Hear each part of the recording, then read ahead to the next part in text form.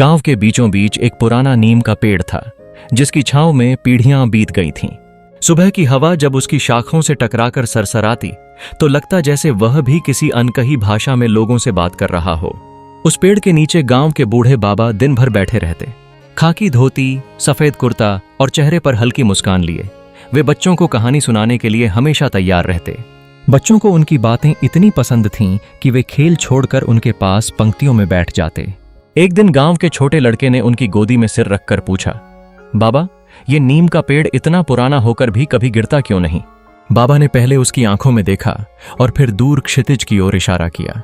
बोले, बेटा, ये पेड़ सिर्फ जड़ से नहीं खड़ा है, इसे ताकत मिलती है यहाँ के हर इंसान के सपनों से। तुम्हारे परदादा ने जब आजादी की लड़ाई में हिस्सा लिया था तो यही पेड़ उनकी कस्में सुनता था। उन्होंने कहा था कि जब तक सांस चलेगी देश को गुलामी से बाहर निकालेंगे। तुमने सुना होगा कि कई बार अंग्रेज सिपाही इस गांव में आए, लेकिन यही पेड़ सबकी हिम्मत का गवाह बना रहा।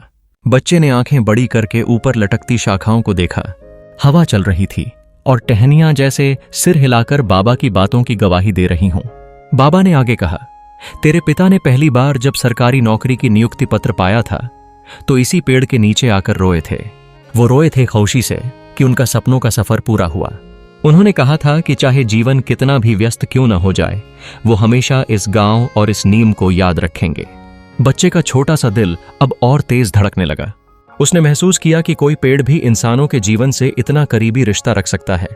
तभी बाबा ने धीरे से उसकी पीठ थपथपाते हुए कहा, एक दिन तू भी यहां बैठेगा, अपने सपनों को कागज पर लिखेगा, और जब तेरे सपने पूरे होंगे तो ये पेड़ तुझे वैसे ही याद दिलाएगा जैसे आज मुझे दिला रहा है।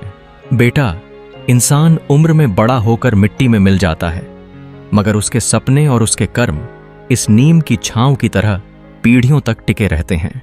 यही जीवन का असली अर्थ है, अपनी जड़ों से जुड़कर दूसरों को अपनी छाया देना। बच्चा अब पेड़ से चिपक गया, जैसे उसके लिए वो पेड़ सिर्फ लकड़ी और पत्तों का ढांचा न होकर उसके पूरे गांव का इतिहास और भविष्य बन गया हो। उसने अपने छोटे हाथ से छाल को छुआ और मन ही मन कसम खाई कि वह भी बड़ा होकर ऐसे कर्म करेगा जिनकी छाया अगली पीढ़ी तक बनी रहे। दूर आसमान में सूरज ढल रहा था और नीम की छांव और गहरी होती जा रही थी, जैसे वह भी बच्चे की कसम को अपने भीतर सहेज रही हो। उस शाम गांव में ढोलक बज रही थी और बच्चे बाबा की गोद में सिर रखे सो गया। नीम की शाखाओं ने हवा के साथ मिलकर उसकी लोरी गाई और उस दिन से यह कहानी हर बच्चे के दिल में उतरी कि देश और धरती सिर्फ मिट्टी से नहीं बने, बल्कि उन सपनों और बलिदानों से बने हैं जिनकी छाया पीढ़ियों तक टिकती रहती है।